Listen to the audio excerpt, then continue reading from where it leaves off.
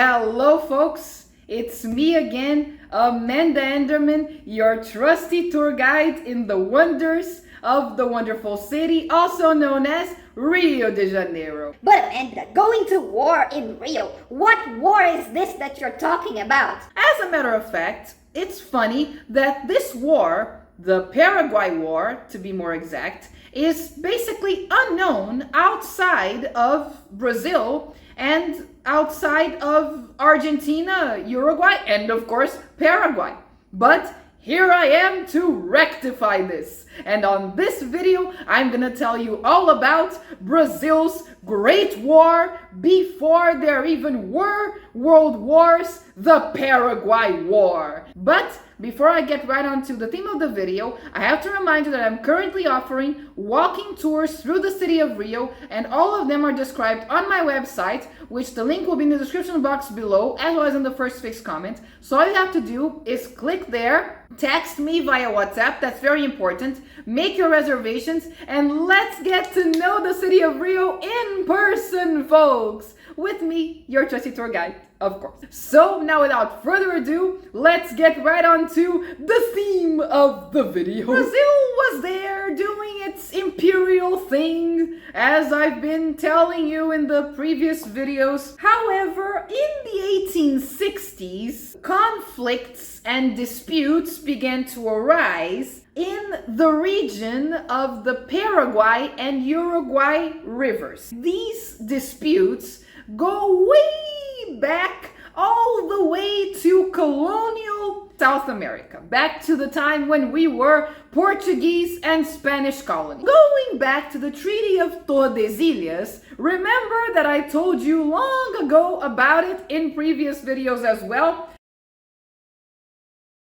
Everything that was west of the line was Spanish territory, which basically meant a part of the US, nowadays, all of Mexico, and basically all of South America. But with the end of the Spanish rule of South America, when the Spanish colonies started becoming independent, as well as Brazil, during the 19th century, coincidentally or not, in the region of the Viceroy of Prata, as in the Prata River,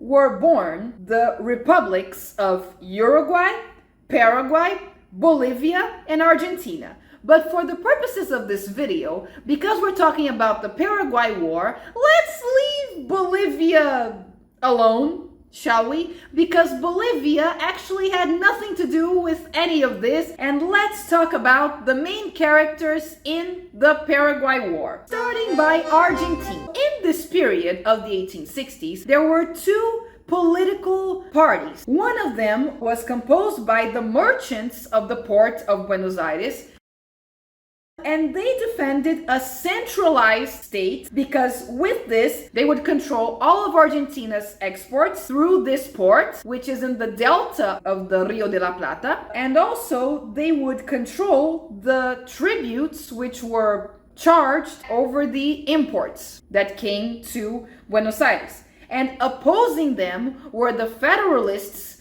who were in favor of a decentralized government because, of course, with this, their income wouldn't be submitted to the taxes established by, as they called it, Buenos Aires bourgeoisie. Regarding Uruguay, perhaps many of you don't know this, but originally Uruguay was one of the Brazilian provinces, or later to become states. But it got independent from Brazil in 1828, and before 1828, there was a time in which it united with Argentina or something like that. But during this time, there was the War of Cisplatina, because this was the name of the original province of Brazil, the Província Cisplatina. Did you know that? Before I told you? Write down in the comments. I would love to know. In Uruguay, in the 1860s, also two political parties were disputing power. One of them were the Blancos, which were the more conservative group,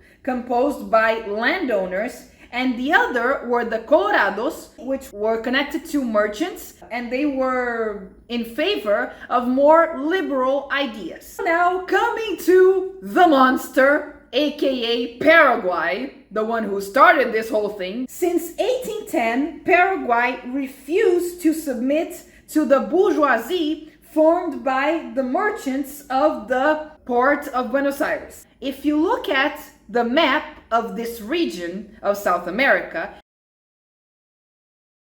you'll see no shortage of coast in Brazil, and also Argentina has a shoreline as well, not to mention this port in Buenos Aires, a very important port for Argentina.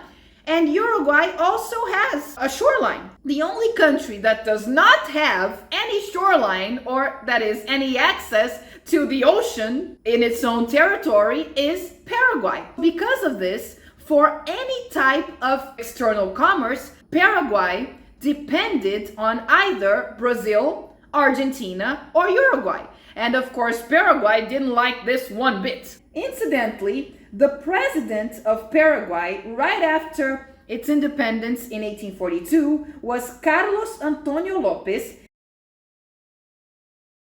and he was the father of one of the main characters in this whole Paraguay War thing, which was Francisco Solano Lopes, or basically Solano Lopes, as he is known in history. Solano Lopes came to power in 1862, and he had several big ambitions for Paraguay, including the establishment of what he called Paraguay Mayor, meaning the Great Paraguay, which would involve taking lands from Brazil, from Argentina, and from Uruguay in order to forcibly create a pathway to the ocean. Of course, this would cause a war. What else could it cause? Okay, but Amanda, what about Brazil? The imperial government feared that Argentina would cause problems with the state of Rio Grande do Sul, and also there was the concern with the repression of smuggling in the frontier with Uruguay, since a lot of cattle farmers from Rio Grande do Sul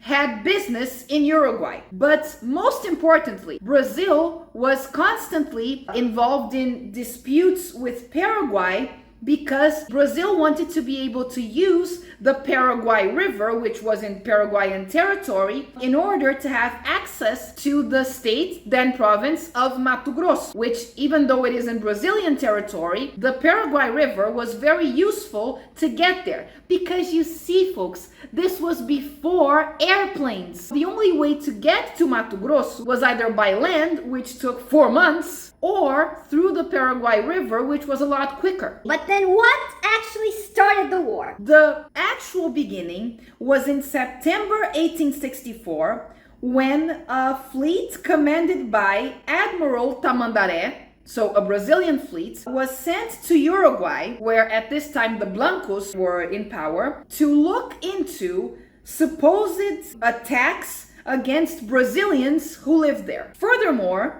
in November 10th of 1864, by order of Paraguayan authorities, the Brazilian ship called Marquês de Olinda, which was doing its own thing, going up the Paraguay River to get to Mato Grosso, was imprisoned. In May 1st, 1865, the Treaty of the Triple Alliance between Brazil, Argentina, and Uruguay against Paraguay was signed.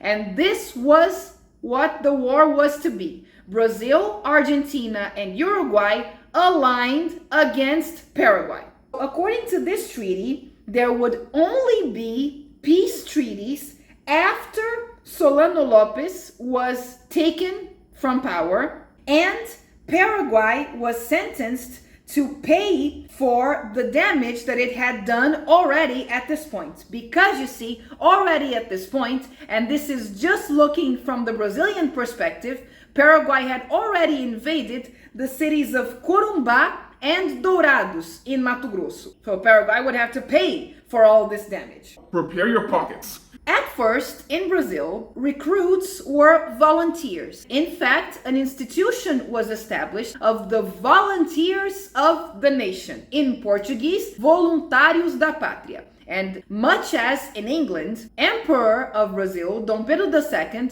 made sure to set the example by putting himself in the battlefront as volunteer number one. He actually went to the battlefront along with his two sons-in-law. He wasn't the kind of emperor that would sit idly while Brazilian citizens were dying in the front. But soon, drafting became mandatory, as was said in notes by the court press in December 13th, 1867, which said the following. It was determined by the Council of Ministers the designation of 30,000 slaves to form a new army liberating Brazil from Paraguay, and with such army, the Brazilian government hopes to save the honor of Brazil and repair the damage suffered by Brazil. And so, my friends, come along with me as we go through the several phases, or the main battles, I should say, of the Paraguay War. All of this, once again, is from the Brazilian perspective. After all, this channel is about Rio and Brazil. The very first of the main battles was the Battle of Riachuelo, and all of these battles have one thing in common. At first, Paraguay appears to be winning until Brazil turns the tables and massacres Paraguay. In the Battle of Riachuelo, Brazil had 9 battleships. Need I remind you again? We have no shortage of coastline to defend. So our navy is a very well structured one. Whereas Paraguay had one ship, which was actually a battleship, and all of the other ships were merchant ships, so not prepared for battle, in which they put cannons on the ship, and there you go, send them to war. But amazingly, these improvised battleships were able to destroy a few of the Brazilian ships. But it was then that Admiral Barroso turned the tables using a tactic of a weapon called ariete. This weapon is a war weapon which is used to cut through walls and fortresses on land. So he remembered that, and he used the Brazilian ships as arietes, having them cut through the Paraguayan ships. So we won the Battle of Riachuelo. Take that, Paraguay! The other battle was the Battle of Tuiuti, which began after the Paraguayans invaded a camp which the Brazilian army had established in Paraguayan territory. What else did you expect the Paraguayans to do? The Paraguayans had a much bigger army than Brazil at this point. To compensate for the lack of their navy, they decided to attack the Brazilian camp at the same time from both sides and from the front. Apparently, Paraguay would win in this, right? No. This time, it was General Osório's turn. He simply distributed the Brazilian troops so that they could counterattack in these 3 directions also at the same time. Once again, Brazil won. And as a result of the Battle of Tuiuti, Paraguay lost 13,000 men. Basically, the best of Paraguay's army was gone. But Brazil was not satisfied. May this be a warning for those who intend to go to war with Brazil. We don't usually start wars, but people who start wars with us, woo, got another thing coming. Anyways, what followed this was what Brazilians called the Desembrada and what Paraguayans called the Black December. The Desembrada began with the destruction of the fortress of Humaitá, a fortress which Brazil helped Paraguay to build, and now Brazil destroyed this fortress, so eliminating that Paraguayan defense. And then Brazil fought a series of battles all in Paraguayan territory, namely the Battle of Itororó, followed by the Battle of Avaí, and finally in Lomas Valentinas, the Duke of Caxias, which is, by the way, the patron of Brazil's army to this day, not for nothing, destroyed the rest of the Paraguayan army. So anything that remained of the Paraguayan army, soldiers, what have you, were killed. Finally, in 1869, the Duke of Caxias and the Brazilian army took over the capital of Paraguay, which was the city of Asunción. But Solano Lopes just wouldn't quit. He was running away like there was no tomorrow and hiding so that he wouldn't be caught. But he was very much a coward on top of it all, because he sent children, yes, literal children, to fight against the Brazilian army. And of course, if adults were massacred by the Brazilian army, imagine children. Of course they were massacred in the Battle of Acosta Nu, which was the final straw, the last straw in all of this. You may already have guessed that Brazil, Argentina, and Uruguay won the war, and Paraguay was devastated after this. Now I'm going to be talking about the consequences of this war for Brazil, and most specifically for Rio. Of course, Brazil spent a lot of money in this. If they hadn't attacked us, we wouldn't have spent money. So the Brazilian army was strengthened by this war, and so began the decline of the Brazilian monarchy, but this is subject for future videos, so stay tuned. And finally, for Rio, firstly, several streets were renamed in the city of Rio in honor of events from the Paraguay War. For example, there's a street which begins right behind the Lapa Arches, which originally was called the Mata Cavalo Street, the Horse Killer Street,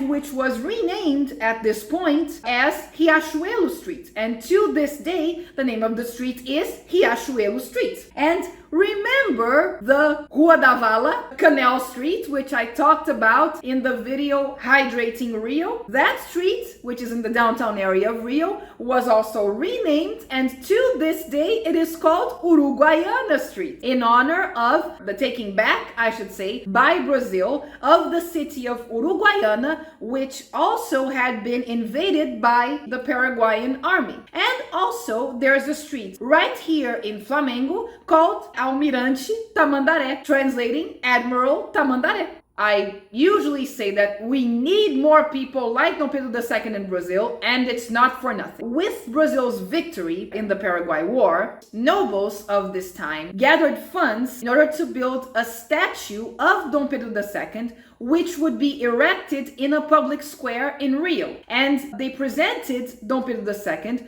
with a cast model of the statue.